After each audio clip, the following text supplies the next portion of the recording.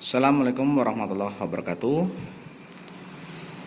Ketemu lagi di channel Libi Bandar Kacer. Oke kawan-kawan, kali ini saya akan membahas tentang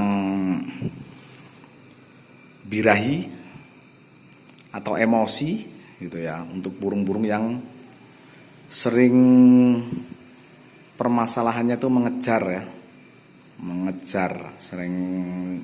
Contoh itu kalau kadang-kadang kan ada tuh teman-teman tuh ya, ketika di kantangan ada yang bawa kandang terus ngejar balon. Terus ada orang bawa jangkrik seperti ember tempat-tempat jangkrik, dia ngejar terus sambil nyiblek, sambil itu birahi atau emasi si om gitu ya. Itu sangat banyak sekali pertanyaan-pertanyaan di kolom komentar saya ya. Jadi tidak bisa saya balas satu persatu. Di sini akan saya bahas ya tentang itu sebenarnya birahi atau emosi. Oke kawan-kawan ya.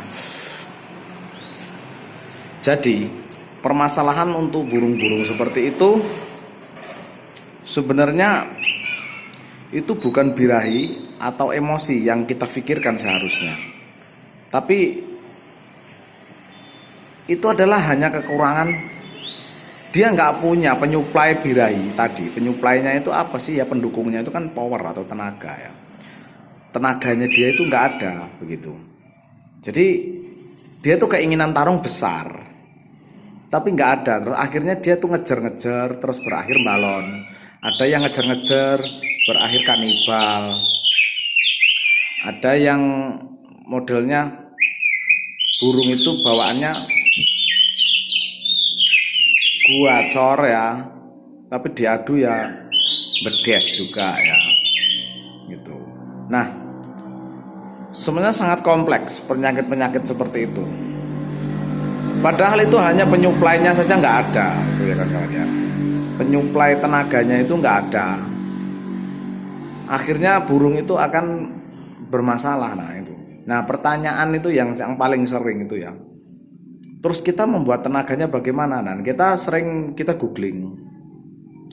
googling bahwa jika burung itu ingin bertenaga berarti asupannya harus jangkrik. Nah kita berikan jangkrik, ternyata hasilnya nihil kan kawan. Kita tambah jangkriknya hasilnya nihil. Nah terus katanya diumbar biar mendapatkan tenaga. Iya diumbar tanpa tahu metodenya. Hasilnya pun nihil kawan-kawan. Oke, begini saya jelaskan ya. Kenapa sih saya ngomong itu birahi atau emosi, tapi justru saya membahasnya bahwa itu tenaga. Enggak seperti itu kawan. Jadi begini. Karena posisi burung itu seperti manusia lah ya. Jika manusia itu dia hanya memakan suplemen, contoh aja ya, suplemen seperti suplemen apa yang memicu birahi lah intinya ya, agar birahi gitu. Apakah itu solusi? Tidak. Pasti kawan-kawan coba tanyakan ke dokter atau kemana ya. Pasti yang dibutuhkan adalah hidup sehat. Hidup sehat itu seperti olahraga, makannya teratur, dan intinya yang menunjang kesehatan gitu ya. Jadi bukan birahinya, justru yang libidonya yang dinaikkan ya, tapi polanya gitu ya, pola hidup. Nah kalau di burung berarti jelaskan pola perawatan kita ngobrolnya. Nah kita ngomongnya itu seperti burung ya. Jika kita hanya berkutip seperti burung yang sudah ngejar-ngejar, oh itu terlalu emosi, birahinya dinaikkan, nah itu soalnya. Ketika birahi dinaikkan tenaga nggak ada, ya nggak, hasilnya nihil kawan-kawan. Karena itu birahi sudah berlebih, memang itu OB gitu loh kawan. Tapi solusinya bukan menurunkan birahinya itu. Solusinya ketika burung-burung seperti itu, seperti contoh burung yang ada di depan saya ini gitu ya. Saya ngomong sama pemiliknya, jika burung ini nggak mungkin dalam jangka 1 atau 2 minggu burung model seperti ini bisa nampil nanti. Saya ngomong 3 bulan. Itu minimal 3 bulan. Nah, sekarang pertanyaannya, dalam jangka 3 bulan itu siap, sabar nggak kita merawat dengan konsisten itu?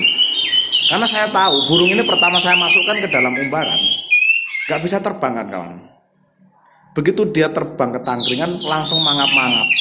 Artinya apa? Tenaganya kan nggak ada. Burung ini kanibal, burung ini nyiblek, burung ini bawaannya seperti minta mandi terus.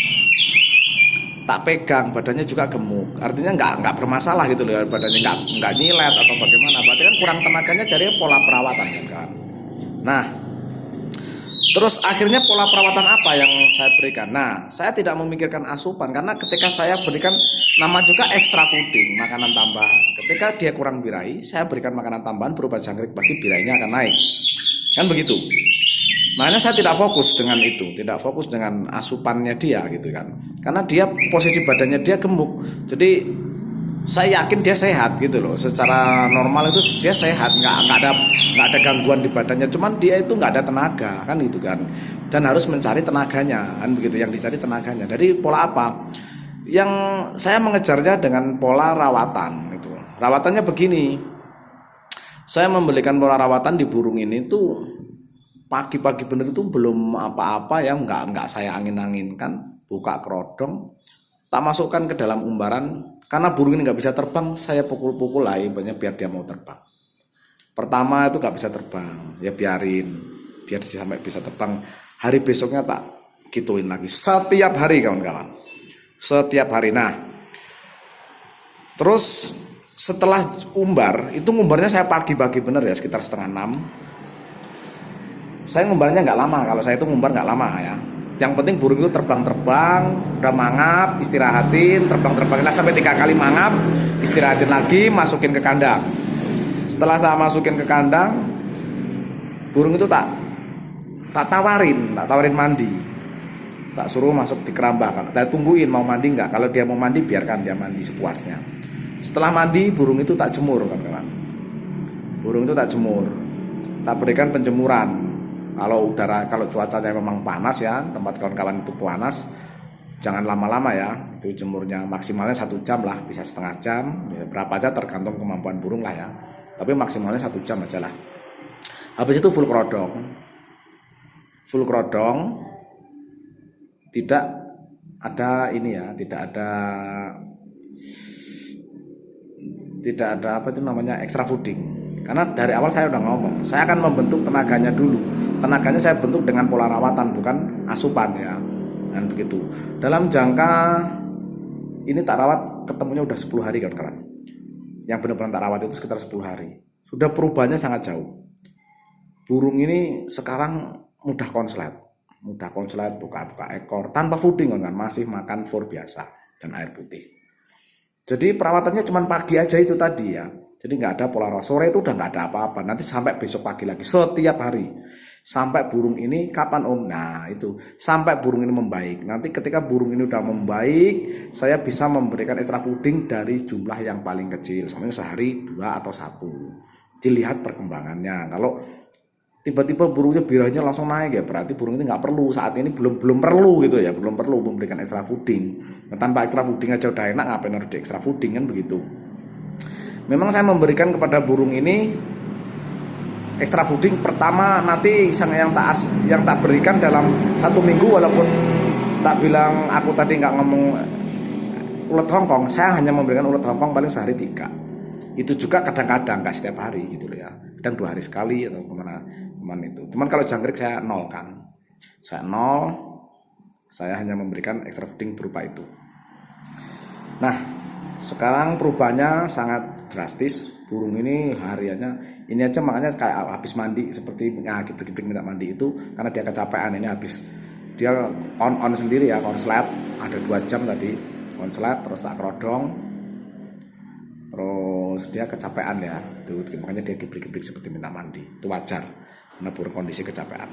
Oke kawan-kawan, cukup sekian ya, mungkin paham ya apa yang saya maksud ini dengan masalah-masalah burung. Sebenarnya banyak masalah burung itu hanya di tenaga kebanyakan kawan. Oke, assalamualaikum warahmatullahi wabarakatuh.